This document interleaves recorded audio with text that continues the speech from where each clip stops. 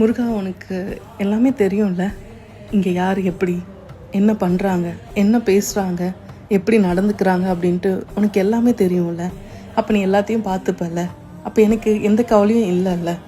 நான் என்ன பண்ணணும், எப்படி பண்ணணும் அப்படின்றத நீ வழிகாட்டு. அதுக்கேற்ற மாதிரி நான் போயிட்டே இருக்கேன். சிம்பிளான விஷயம்தான். யார் என்ன பண்ணாலும் அவங்களுக்கான பலனை அவங்க கண்டிப்பாக அனுபவிப்பாங்க.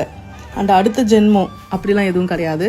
இப்போவே நீ தப்பு பண்ணியிருந்தா நீ பண்ண வேண்டிய பனிஷ்மெண்ட் உனக்கு இங்கேயே தான் இருக்கும்.